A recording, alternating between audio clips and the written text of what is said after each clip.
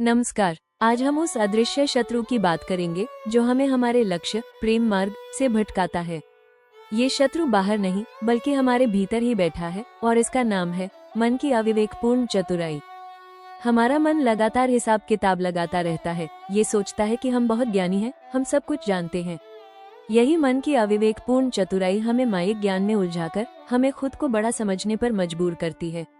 और यही भाव प्रेम मार्ग में सबसे बड़ा बाधक है। परंतु क्या हर चतुराई बुरी है? नहीं, विवेकपूर्ण चतुराई साधक के लिए ठीक है, क्योंकि यह हमें संसार की माया और प्रपंच से बचाती है। लेकिन अविवेकपूर्ण चतुराई हमारे अंदर केवल अहंकार बढ़ाती है। और याद रखिए, अहंकार प्रेम की सबसे बड़ी रुकावट है। क्यों? क्योंकि अहंकार से ही कामना, ममता, मोह और वासना ये सब उत्पन्न होते हैं। यह अहंकार प्रेम के प्रवाह को रोक देता है। पहला उपाय, प्रार्थना और सहज स्वभाव।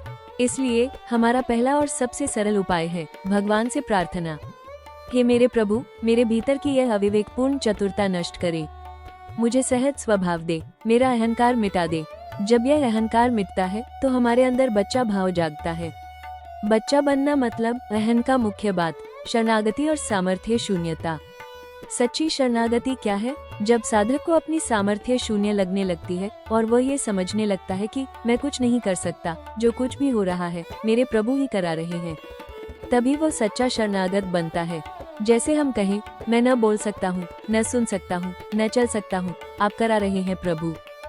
जब हम इस भाव में स्थिर होते हैं तो हमारा अहंकार गलने लगता है और प्रेम का मार्ग स्वतः ही खुल जाता है।